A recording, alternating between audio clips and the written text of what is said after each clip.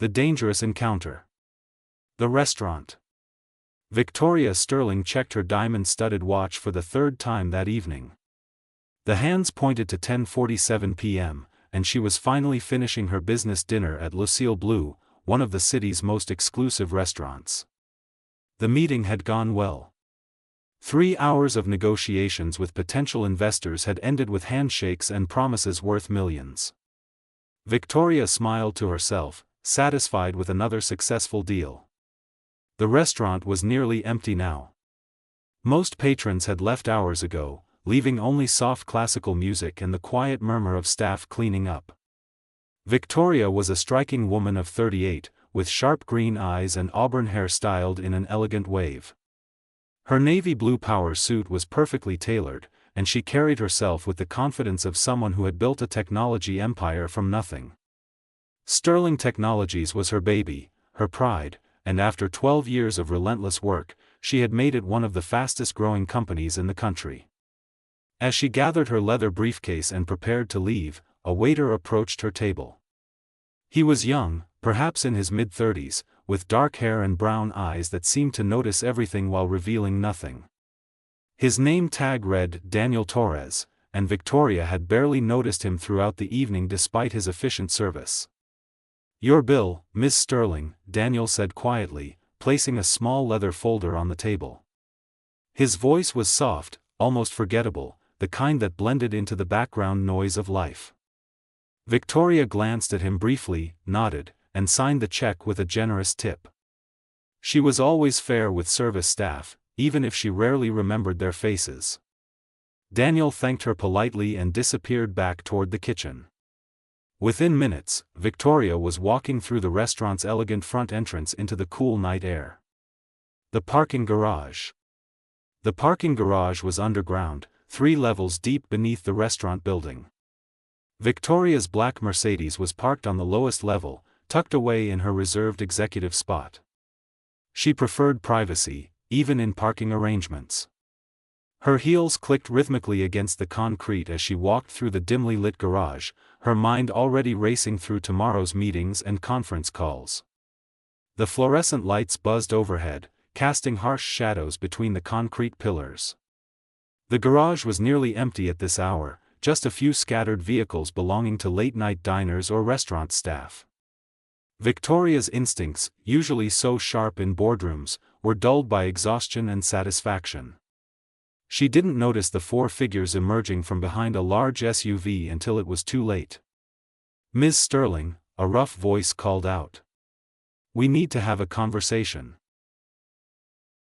Victoria stopped immediately, her heart suddenly pounding. 4 men blocked her path to her car. They were all large, wearing dark clothes and expressions that promised violence. The one who had spoken was the biggest, a man with a shaved head and a scar running down his left cheek. His name was Garrett, though Victoria didn't know that yet. "I don't know who you are," Victoria said, forcing her voice to remain steady, "but I suggest you step aside. This is private property, and security cameras are everywhere." Garrett smiled, and it was not a pleasant sight. "Cameras can be disabled, Miss Sterling. And we know exactly who you are. Raymond Blackwell sends his regards." Victoria's blood ran cold. Raymond Blackwell was her biggest competitor, a ruthless businessman who had tried to buy Sterling Technologies 3 times. Each time, Victoria had refused, and each refusal had made Blackwell angrier. But this? This was escalation beyond anything she had imagined. "What do you want?" Victoria demanded, gripping her briefcase tighter, wondering if she could use it as a weapon. "Mr. Blackwell would like you to reconsider his latest offer," Garrett said, taking a step closer. "And to help you think more clearly, we're going to have a little persuasive conversation. Nothing too serious. Just enough to change your mind." The other 3 men spread out, effectively surrounding Victoria. She calculated her options quickly. She couldn't outrun them in heels. Her phone was in her purse, but there was no time to call for help. The emergency call button in her car was 20 feet away, might as well be 20 miles. Victoria took a deep breath, preparing to scream, to fight, to do whatever was necessary to survive. But before she could move, a quiet voice cut through the tension like a knife. "Gentlemen, I think you should leave." The intervention. Everyone turned. Daniel Torres stood about 15 feet away, still wearing his waiter's uniform and black apron. He had emerged from the stairwell door, carrying a trash bag that he now set down carefully on the ground. His expression was calm, almost bored, as if he had simply stumbled upon an inconvenient situation. Garrett laughed. "Kid, this doesn't concern you. Get lost before you get hurt." "I can't do that," Daniel said simply. His voice was still quiet, but there was something different about it now. Something that made Victoria look at him more carefully. His posture had changed. The slight hunch of a service worker had vanished, replaced by the balanced stance of someone who knew exactly how dangerous he could be. "Last warning, waiter boy," Garrett growled, pulling a knife from his jacket. The blade gleamed under the fluorescent lights. "Walk away." What happened next took less than 10 seconds, but Victoria would remember every detail for the rest of her life. Daniel moved. There was no hesitation, no visible transition from stillness to motion. One moment he was standing 15 feet away, the next he was somehow beside Garrett, his hand catching the man's wrist mid-swing. The knife clattered to the ground. Daniel's other hand struck twice, fast precise movements that Victoria's eyes could barely follow. Garrett made a strangled sound and collapsed. The second attacker rushed forward, swinging wildly. Daniel sidestepped, used the man's momentum against him, and sent him crashing into a concrete pillar. The third man pulled out a gun, but Daniel was already moving, closing the distance before the weapon could be aimed. A sharp strike to the wrist, a controlled takedown, and the gunman was face down on the concrete, Daniel's knee on his back. The fourth man, seeing his companions defeated in seconds, turned and ran. Daniel let him go. The aftermath. Silence filled the parking garage except for the groaning of the three incapacitated attackers. Daniel calmly collected the knife and gun, checking both men to ensure they were no immediate threat. Then he turned to Victoria, who stood frozen, her mind struggling to process what she had just witnessed. "Are you hurt, Miss Sterling?" Daniel asked, his voice returning to that same quiet, unremarkable tone. No. "I'm fine," Victoria managed, though her voice shook. "What? Who are you?" Daniel glanced at the stairwell door. "We should call the police. And perhaps you shouldn't park alone in dark garages anymore." "That's not an answer," Victoria said, finding her strength again. "Waiters don't move like that. They don't fight like that. What are you?" For the first time, something like emotion crossed Daniel's face. It might have been sadness, or regret, or simply exhaustion. "Right now, Miss Sterling, I'm just someone who was taking out the trash at the right time. Let's call that luck." But Victoria Sterling hadn't built a business empire by accepting convenient explanations. She looked at this quiet man in his waiter's uniform who had just taken down 4 armed attackers with the efficiency of a trained soldier, and she knew with absolute certainty that Daniel Torres had secrets. Important secrets. "I need answers," she said firmly. Daniel sighed. "First, let's deal with this situation. Then, Miss Sterling, if you still want answers, I'll tell you a story. But I warn you, it's not a particularly happy one." The truth revealed. The police station. 2 hours later, Victoria Sterling sat in a private conference room at the downtown police station, nursing a cup of terrible coffee. The events in the parking garage had been documented, statements had been taken, and the 3 attackers were now in custody. The fourth man, the one who had run, had been picked up trying to leave the city on a bus. All 4 were talking, eager to make deals, and Raymond Blackwell's name kept coming up in their confessions.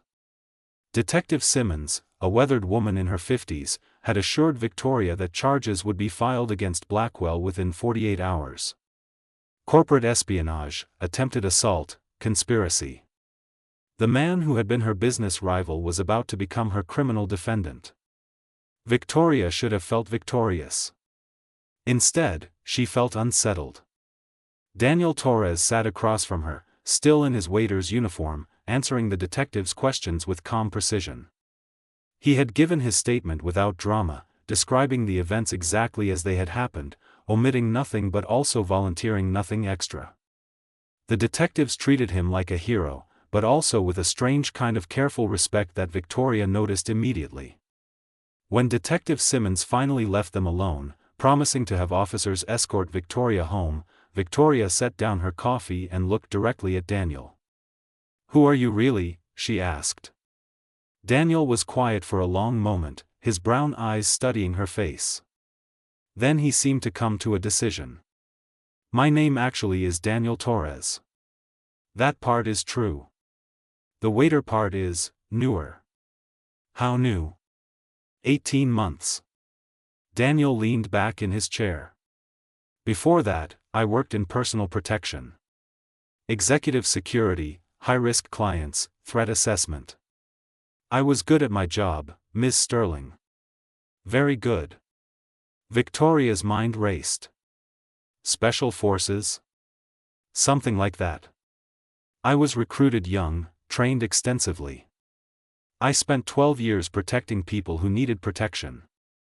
Diplomats, witnesses, corporate executives like yourself, sometimes their families." He paused. "The job requires a specific skill set. Hand-to-hand combat, weapons proficiency, tactical analysis, the ability to anticipate threats before they materialize. And you just gave that up to serve pasta?" Victoria couldn't keep the skepticism from her voice. "The story." Daniel's expression darkened. "I didn't give it up by choice, Ms. Sterling. I lost it." "What happened?" He was silent for so long that Victoria thought he wouldn't answer. Then, quietly, he began to speak. 18 months ago, I was assigned to protect a family. Thomas and Jennifer Brennan, and their 7-year-old daughter, Sophie. Thomas was a federal prosecutor working on a major organized crime case. The threats against him were credible and constant. My team and I were tasked with keeping them safe until the trial concluded. Daniel's voice remained steady, but Victoria saw his hands tighten on the edge of the table. "We had protocols. Safe houses, rotation schedules, counter-surveillance. Everything was planned down to the minute. But there was someone on the inside, someone we trusted, who was feeding information to the people Thomas was prosecuting." He stopped, took a breath. "They knew our rotation schedule. They knew when we would be most vulnerable." Victoria felt a chill run down her spine. "What happened?" "We were transporting the family from one safe house to another. Highway 9, just outside the city. 3 vehicles hit us simultaneously. Professional team, military-grade weapons, perfect execution. My partner, Robert Chen, was killed in the first 30 seconds.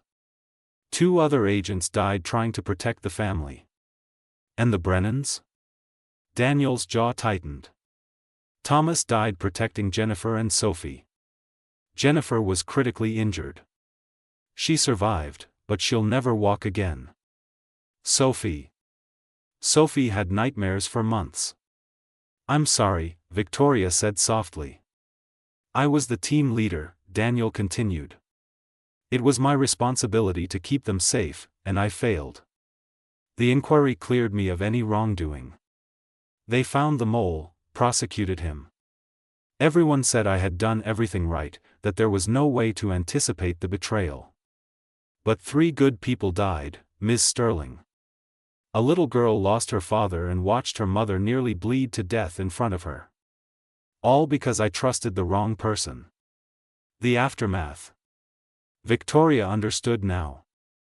"So you walked away?" "I couldn't do it anymore," Daniel admitted. "Every time I looked at a client, I saw the Brennans. Every time I ran through a security protocol, I remembered what happened when protocols failed. I turned in my resignation the day Jennifer Brennan was released from the hospital. And became a waiter. I needed something simple. Something where the stakes were low. Where if I made a mistake, nobody died. He smiled grimly. Forgetting someone's dessert order doesn't haunt you at night. Victoria processed this information. But you still have the skills. Muscle memory doesn't fade that easily. Neither does training. I promised myself I wouldn't put myself in that position again. Wouldn't be responsible for someone's life. You saved mine tonight. Daniel met her eyes. I broke my own rule. When I saw those men surrounding you, I should have just called the police. Let them handle it. But... He trailed off. But what? But I couldn't watch someone else get hurt when I had the ability to stop it. Even if it meant going back to a place I swore I'd left behind. The proposal. Victoria was quiet for several minutes, thinking. Outside the conference room, the police station buzzed with activity. Phones rang, voices echoed down hallways, the machinery of justice grinding forward. But in this room, there was only silence and the weight of shared understanding. Finally, Victoria spoke. Raymond Blackwell won't stop with this failure. Men like him don't give up. They escalate.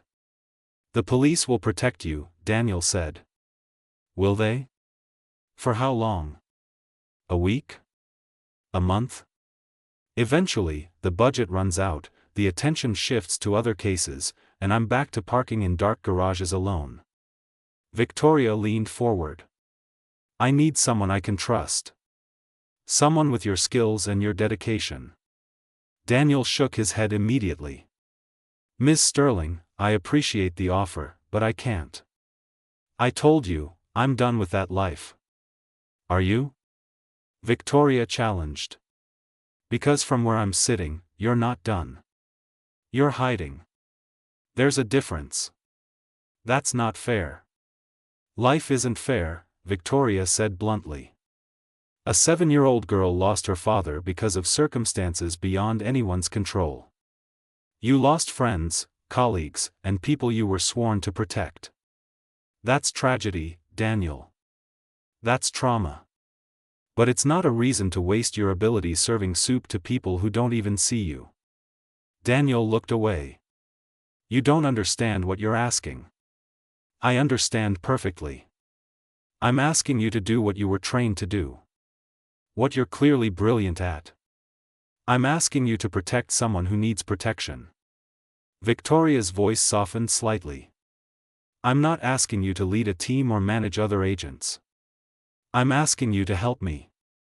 Just me. No protocols written by committee, no inside betrayals. Just your skills and my need. And if I fail again? Then we fail together, Victoria said simply. But Daniel, tonight you didn't fail. You succeeded. Completely. For armed men, and you neutralized them without anyone getting seriously hurt. That's not failure. That's exactly what a protector is supposed to do.